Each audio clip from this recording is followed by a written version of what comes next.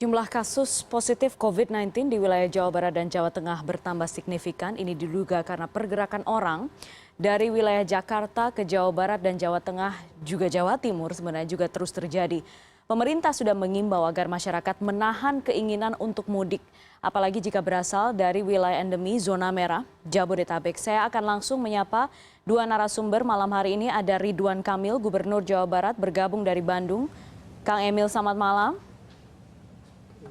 Selamat malam Mbak Putri dan pemirsa CNN di Indonesia. Terima kasih sudah bergabung Kang Emil. Saya sapa juga Pak Ganjar Pranowo, Gubernur Jawa Tengah dari Semarang. Pak Ganjar, selamat malam. Ya, selamat malam Mbak Putri, Kang Emil. Ya, Pak Ganjar, saya ke Pak Ganjar terlebih dulu karena Jawa Tengah ini jumlahnya cukup signifikan, meningkat sekitar 5 hari terakhir kalau misalnya dilihat. Pak Ganjar, kemudian Pak Ganjar kemarin juga sudah menyampaikan kepada publik menduga-duga kira-kira penyebabnya adalah pergerakan orang dari wilayah zona merah ke Jawa Tengah. Bagaimana dengan hari ini Pak Ganjar? Apakah masih ada pergerakan itu? Ya, sampai hari ini kita memantau terus-menerus dan betul masih ada pergerakan itu. Maka kita menghimbau untuk masyarakat tetap tinggal di tempat masing-masing sehingga kita bisa mencegah bagaimana pergerakan ini kita perlambat begitu.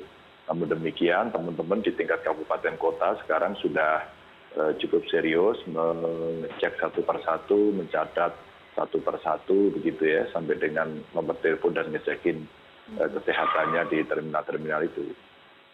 Kalau ODP di wilayah Jawa Tengah itu tidak saja hanya berasal dari Jabodetabek ya Pak Ganjar, tapi juga ada mereka para pekerja migran. Ini sudah terdata semua Pak Ganjar? Oh ya, semua kita data satu persatu untuk yang orang dalam pengawasan ya, pemantauan itu terus kita catat. Justru ini sebenarnya bisa membantu. Nanti ketika kita berikan aplikasi agar mereka bisa mengisi sendiri, ini sebenarnya bagian yang bisa kita pakai untuk ngecek dan mengontrol pergerakan mereka sampai di mana. Karena kalau mereka kayak kemarin ada yang sudah dinyatakan ODP tapi masih jalan-jalan ke mall beli handphone yang seperti ini, sepertinya kok membahayakan orang lain gitu. Kemarin Pak Ganjar mengatakan ada ribuan ya, sudah masuk 1.700-an ke Jepara, Purwokerto 2.000-an, Wonogiri 2.600. Kalau menurut perhitungan Pak Ganjar sendiri, menurut perhitungan Anda, karena bagaimanapun dari beberapa wawancara yang dilakukan CNN Indonesia, semua berpikir lebih baik mudik sekarang, lebih awal, sebelum nanti semua menjadi lebih parah. Sebenarnya kalau dia berangkatnya dari zona merah, ini sudah lebih parah. Kalau parahnya adalah cerita kemacetan, tentu itu masih tolerable. Tapi kalau parahnya itu soal penyakit, kan sebenarnya kita mesti ada perubahan perilaku ya. Dan kita mesti bisa mengendalikan diri. Toh negara juga mengintervensi kan. Yang Pak Presiden kemarin menyampaikan kepada para gubernur, kepada kita-kita untuk menyiapkan social safety net begitu. Terus kemudian menjaga mereka dan ya semuanya sebenarnya kita rencanakan. Justru hari ini kita butuh bantuan masyarakat untuk kita mohon betul untuk tetap bisa tinggal di tempat masing-masing gitu. Ya, permohonan itu juga disampaikan oleh Kang Emil ya, Kang Emil kepada warga Jawa Barat yang kerja di Jakarta, jangan mudik gitu. Kang Emil sudah beberapa kali menyampaikan itu. Sudahkah itu berhasil Kang Emil atau justru ada data pergerakan orang juga masuk ke wilayah Jawa Barat cukup tinggi? Ya, saya kira masalahnya sama Mbak. Jadi memang perputaran ekonomi Indonesia kan 70%-nya ada di Jakarta. Jadi mereka-mereka yang tanda kutip menerjemahkan kerja di rumah atau sekolah di rumah ini malah dijadikan momentum untuk mudik. Nah ini mengakibatkan sistem kami untuk mencari peta persebaran menjadi lebih rumit. Contohnya Sumedang yang tadinya hanya kurang dari 10 orang, sekarang tercatat ODP-nya, orang-orang yang kita labeli ODP dari Jakarta itu 1.300. Jadi lompatannya sangat luar biasa. Kebetulan di Sumedang ini kan tukang-tukang bakso, tukang gorengan rata-rata dari Sumedang. Nah, ini memperumit sistem kami karena kami kan sedang melaksanakan yang namanya rapid test. rapid test itu dilaksanakan, sudah kita mulai untuk 20.000 ODP, PDP, kemudian tim kesehatan dan profesi yang rawan terhadap COVID-19. Dengan hadirnya ODP baru yang tidak perlu ini, membuat rencana kami untuk rapid test ini kan menjadi terkendala secara jumlah karena keterbatasan. Oleh karena itu, sekali lagi saya menghimbau karena kita posisinya belum lockdown, mengakibatkan tidak bisa ada hukuman seperti di negara lain yang lockdown dengan istilahnya denda atau hukuman badan. Kita seperti Pak Ganjar hanya bisa menghimbau gitu agar mereka menaati maklumat pemerintah. Nah, saya besok akan kontak ke Pak Anies, Gubernur DKI. Memang cara yang paling mudah itu adalah mencegahnya dari pintu gerbang Jakarta. Jadi mereka yang sekarang kerja di Jakarta dalam keadaan seperti ini tetap tinggal saja di kos-kosannya, di kontrakannya, jangan bawa pulang dulu ke daerah karena siapa tahu mereka ini adalah juga pembawa virus karena hasil tes kami selama 10 hari termasuk kepada beberapa kepala daerah itu tidak menunjukkan gejala sakit, terlihat sehat, tapi pas dites oleh PCR kita hasilnya kan positif. Nah inilah yang kami khawatirkan, orang-orang yang mengaku sehat, tidak bergejala, mengaku pulang, padahal dalam tubuhnya punya potensi membawa persebaran virus COVID-19. Saya kira itu harapannya, mudah-mudahan kita berhasil ya kalau warganya juga disiplin, taat untuk melaksanakan maklumat dan himbauan dari pemerintah, Mbak. Pencegahan dari gerbangnya, katakanlah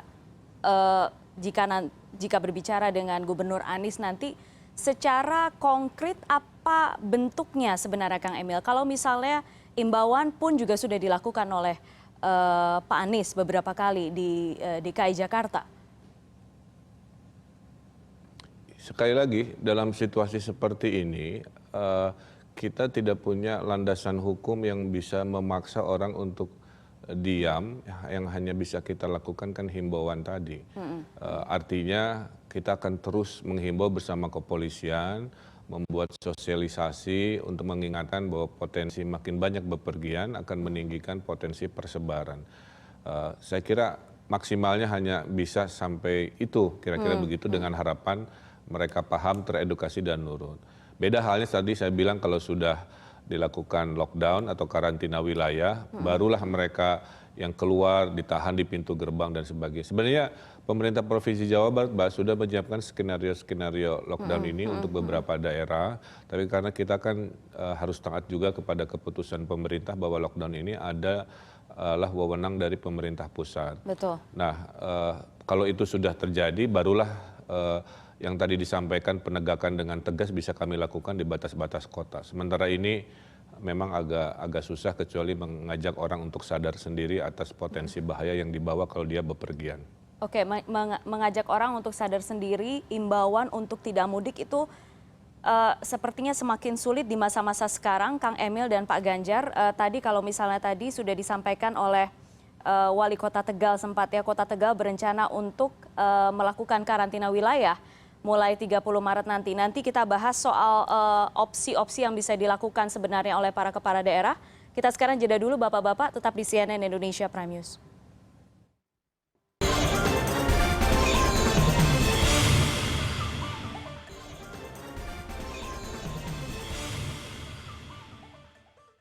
Anda masih bersama kami di CNN Indonesia Prime News. Guna mengantisipasi peningkatan kasus COVID-19, Gubernur DKI Jakarta Anies Baswedan mengimbau seluruh masyarakat yang tinggal di ibu kota menunda sementara bepergian keluar kota, serta rencana mudik ke kampung halaman hingga virus corona bisa dikendalikan dengan baik.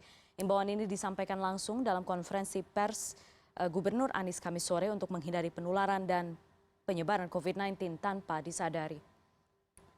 Saya sudah menyampaikan 2 minggu yang lalu bahwa jangan pulang kampung, jangan meninggalkan Jakarta demi kebaikan seluruh masyarakat. Jadi bukan hanya memikirkan diri sendiri tapi juga seluruh masyarakat. Nah nanti kita akan bicarakan sama-sama di gugus tugas langkah-langkah hukum yang bisa kita lakukan supaya kita bisa mengerjakannya dengan dasar yang kuat. Saya juga masih bersama dengan dua gubernur, Kang Emil, Gubernur Jawa Barat, dan Pak Ganjar Pranowo, Gubernur Jawa Tengah. Sudah 3 gubernur artinya mengimbau, Gubernur DKI Jakarta, Jawa Tengah, Jawa Barat mengimbau agar tidak pulang ke kampung halaman, tapi toh pergerakannya masih ada, tidak bisa dicegah. Hasrat untuk pulang ke kampung halaman lebih tinggi rupanya daripada ketakutan akan tertular COVID-19. Pak Ganjar, apakah kemudian langkah yang rencananya akan dilakukan oleh Kota Tegal itu memang menjadi salah satu cara? Begini, kalau kita sudah mendengarkan antara Gubernur DKI, ada Gubernur Jabar, dan ini ada Gubernur Jateng, sebenarnya CNN ini menemukan rapat kita ini. Jadi kalau kita sudah ketemu, kita bersepakat, maka sebenarnya kita bisa tingkatkan masuk kepada yang lebih tinggi lagi. Di titik-titik perbatasan kita bisa bekerja sama untuk melakukan penegakan hukum, untuk kemudian melarang karena kita sudah sepakat semuanya. Karena ini kondisinya kan memang darurat. Saya tadi Ketua Gugus Tugas yang di Jawa Tengah Pak Sekda, kita minta untuk berkomunikasi secara teknis ke Sekda DKI, Sekda Jabar, izin Kang Emil tadi kita kontak-kontakan Sekda saya dengan Sekda Jabar, terus kemudian dengan Jatim, dengan DIY. Untuk apa? Untuk mengkoordinasikan. Jika para gubernur sebenarnya sudah sepakat seperti ini, maka kita menghimbau kepada masyarakat, kita siapkan penegakan hukum di perbatasan. Lalu yang kedua, kita meminta kepada 4 gubernur katakan atau 5 mungkin yang ada di seluruh Jawa ini untuk kita bersama-sama bicara dengan Presiden, terus kemudian kita segera bicara social safety net. Karena beberapa pertanyaan mereka kan, saya udah nggak bisa kerja di Jakarta. Iya, betul. Ya, saya perlu makan di Jakarta. Maka kemudian kita tidak boleh egois juga. Jakarta harus kita bantu juga. Saya kira kita mesti mensupport Jakarta juga agar ini persoalan bisa diselesaikan secara bersama-sama. Karena ini kan bukan cerita Jabar, bukan cerita Jateng, bukan cerita DKI, ini cerita kemanusiaan, cerita Indonesia. Maka saya senang sekali malam ini bicara dengan kawan-kawan dan CNN menemukan ini, kita sudah ketemu statement di antara 3 gubernur. Maka insya Allah akan kita tindak lanjuti yang agak lebih teknis, nanti kita bicara dengan kepolisian, kita akan bicara dengan TNI agar bisa dibantu. Screening di perbatasan itu kira-kira bentuknya seperti apa? Kalau misalnya Kang Emil mungkin ada bayangan juga nih, menyambung yang tadi disampaikan Pak Ganjar. Ya, saya kira saya akan menyampaikan ini juga karena sudah lintas provinsi. Saya akan menyampaikan pendapat Pak Ganjar, pendapat saya dan Pak Anies ini ke Pak Doni Monardo yang ditugaskan Presiden mewakili pemerintah pusat di gugus tugas pusat. Saya kira secara teknis adalah melakukan seperti razia lah kira-kira seperti itu. Kemudian kendaraan-kendaraan yang terlihat ramai penuh penumpang dan diwawancara rencananya mau tanda kutip kembali ke kampung halaman, ya tentunya disuruh kembali ke rumah masing-masing. Keputusan ini sangat urgent, kalau tidak kita lakukan, ini menjelang akhir pekan, saya sangat khawatir kalau nanti Sabtu Minggu di akhir pekan ini orang sedang mengambil timing untuk rame-rame ke Jawa Barat atau ke Jawa Tengah atau Jawa Timur Jogja, sehingga besok mungkin dengan kesepahaman yang dimoderatori oleh CNN ini kita akan sampaikan agar dilakukan tindakan itu. Jadi walaupun sifatnya tidak ada istilahnya punishment secara dasar hukum karena belum lockdown, tapi bisa gaya seperti lockdown ini mulai diterapkan dan paling mudah seperti saya sampaikan adalah membatasi orang keluar dari wilayah yang paling mudah karena Jakarta itu kan bentuknya kota besar, Mbak. Jadi masih manageable untuk dilakukan penutupan pintu-pintu keluar. Tapi kalau sudah berpencar ke Jawa Barat itu tidak bisa terkontrol kiri kanan kemana arahnya itu sudah sangat luas untuk menutupnya. Jadi secara teknis akan sangat-sangat sulit ya. Tapi berarti diharapkan Jakarta yang lebih berperan aktif dan betul kata Pak Ganjar, ini sudah bukan masalah wilayah administrasi, virus ini tidak mengenal batas administrasi sehingga diharapkan semua orang bisa paham. Makanya saya titip ke CNN, mungkin dalam 2 hari ke depan ini fokus aja ke urusan jangan mudik dengan caranya sehingga top of mind jangan mudik ini nempel di semua orang tentang urgensi dan bahayanya. Mungkin Anda tidak terlihat berbahaya, tapi sebenarnya membawa potensi bahaya ke saudara-saudara Anda di kampung halaman. Iya, tapi sebenarnya agak riskan kemudian pada saat penerapannya di lapangan, dan kalau misalnya Kang Emil dan Pak Ganjar tadi mengatakan ini harus sesegera mungkin dilakukan, saya membayangkan teknisnya nanti akan sangat-sangat sulit kepada teman-teman yang di lapangan yang harus berhadapan dengan para pemudik. Mungkin pasti ada penolakan yang luar biasa dari para pemudik, apalagi kalau Pak Ganjar kemarin mengatakan nggak 1-2 orang, tapi ada 2.000-an, ada 1.000-an, Pak Ganjar kan, dan wilayahnya kan juga jalurnya banyak gitu Pak Ganjar. Ya, itu memang tidak mudah. Makanya kalau kita bersepakat, kita akan carikan formulanya. Mari kita bertanya kepada si calon orang yang mau bermigrasi ini. Anda tuh pulang mau ngapain? Apakah takut? Apakah takut karena tidak ada pekerjaan lagi, karena diliburkan? Ya, yang mana? Kalau kemudian sumbernya itu bisa kita selesaikan, kan ada komunitas, Mbak. Komunitas orang Jawa Tengah di Jakarta banyak sekali. Wonogiri aja kemarin, waduh ramenya minta ampun, sampai kita komunikasi dengan kawan-kawan yang ngurus dari komunitas-komunitas itu untuk menyampaikan. Mereka sendiri juga kewalahan. Maka kalau komunikasi ini bisa kita sampaikan, kan orang bisa mengerti. Kita yakinkan, kita tenangkan hatinya. Ini PR memang tidak mudah. Ya, kita kemarin tidak menghitung bahwa ini akan secepat ini mereka pulang, ya. Tapi begitu pergerakannya sangat cepat, kan kita butuh mengedukasi mereka. Ini bisa diselesaikan kalau kamu di rumah. Selama kamu di rumah, maka dibuatkanlah protokol di rumah itu apa saja, kegiatan apa saja. Terus kemudian kegelisahan-kegelisahannya itu kita bantu untuk kita selesaikan. Kan kalau mereka bisa diselesaikan pasti mau juga kan. Ya minimal ya agak berat-berat hati gitu, tapi mereka akan bisa mendorong. Ya kita butuh effort, butuh multidisiplin, butuh bicara, butuh semuanya terlibat agar kita bisa mengurangi.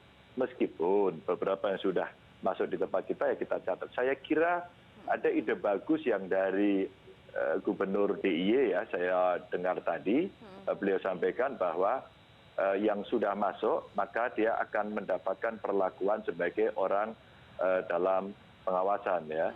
Dia akan dipantau terus-menerus. Artinya apa? Dia harus mengisolasi diri selama 14 hari di rumahnya. Maka ini yang kemudian kita akan meminta Polsek, desa, terus kemudian Kodim ya, Koramil maksud saya, untuk bisa melakukan checking sehingga mereka akan bisa terisolasi di tempatnya masing-masing. Ini yang sudah terlanjur. Saya kira gaya Provinsi Jogja tadi cukup menginspirasi. Oke, baik. Sekarang kita jeda dulu Bapak-Bapak. Sekarang imbauan terkait untuk tidak mudik sudah digaungkan, langsung juga disampaikan oleh banyak gubernur di Pulau Jawa. Tapi bagaimanapun kita harus ready for the worst. Bapak-Bapak, bagaimana kesiapan Jawa Barat dan Jawa Tengah, terutama terkait tenaga medis yang ada sekarang? Tetap di CNN Indonesia Prime News.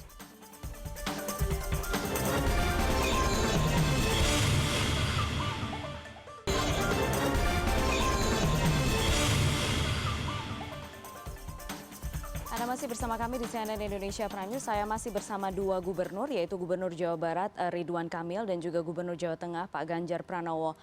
Kang Emil dan Pak Ganjar, sekalipun memang harapannya tidak ada pergerakan ke wilayah Jawa Tengah dan Jawa Barat, tapi bagaimanapun jika ada, tetap harus ada perlakuan yang ekstra hati-hati dari bapak-bapak sekalian di daerah. Tadi sudah disepakati ketika masuk sudah harus dilihat, sudah langsung dilabeli ODP, dipantau terus-menerus, artinya ada peningkatan persiapan di tenaga-tenaga medis, kemudian di rumah sakit. Di Jawa Barat seperti apa, Kang Emil? Ya, saya kira yang tadi disampaikan Pak Ganjar sudah juga dilakukan di Jawa Barat. Sebagai contoh tadi di Sumedang, dari ODP-nya kurang 10 melonjak ke 1.200, maka arahan kita 1.200 itu statusnya ODP dan langsung dilakukan kewajiban isolasi diri di rumah masing-masing. Kita akan masifkan juga besok hari koordinasi dengan Forkominda, dan pesan harus isolasi ini mudah-mudahan memberikan dampak dan perhatian dari mereka-mereka yang akan merencanakan serupa di esok Sabtu dan Minggu saya punya dugaan ada puncak arus keluar Jakarta yang akan dilakukan di akhir pekan ini. Jadi itu akan kami lakukan. Nah, problemnya tadi ini akan membebani sistem kami karena di kami ini kalau sudah ODP statusnya maka dia wajib melakukan rapid test atau tes masif yang sedang kami lakukan dengan jumlah yang sangat terbatas. Nah, oleh karena itu memang skenario sudah kami siapkan jika kami ada 4 skenario, jika pasien positifnya 100 sistemnya seperti apa, jika pasiennya 500, 1000 dan di atas 1000. Ini posisinya sudah baik dari sisi fasilitas kesehatan. Yang sekarang sedang kita kembangkan adalah relawan-relawan dari tenaga kesehatan atau mereka yang berlatar belakang kesehatan sesuai arahan WHO harus mulai disiapkan untuk skenario terburuk. Jadi itu yang akan kami konsentrasikan mulai awal minggu depan adalah kehadiran relawan-relawan dari seluruh Jawa Barat jika kondisi terburuk, jumlah positifnya melebihi kapasitas sistem pelayanan kesehatan yang kami punya. Tapi apapun itu, insya Allah pemerintah siap. Kalau urusan penanganan perawatan, saya kira kami tidak terlalu khawatir, Mbak.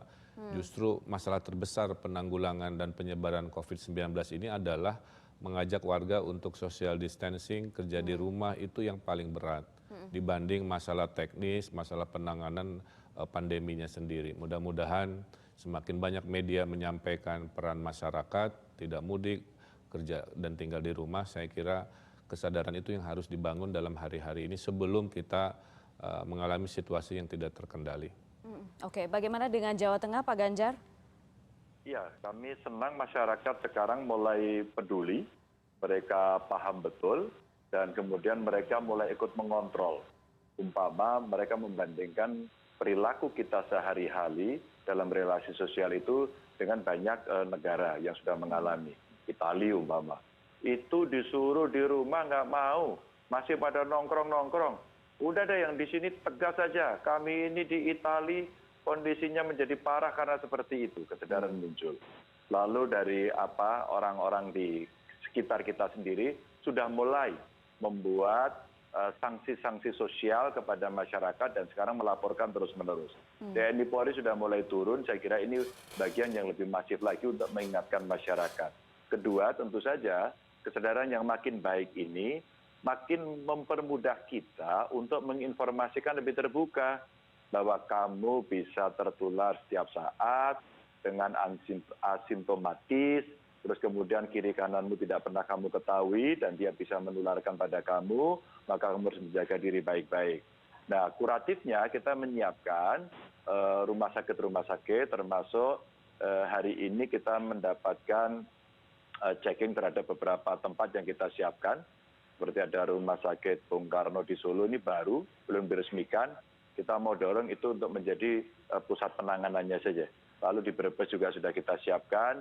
Di Boyolali kita punya rumah susun juga belum dipakai, ya. Kita juga siapkan itu.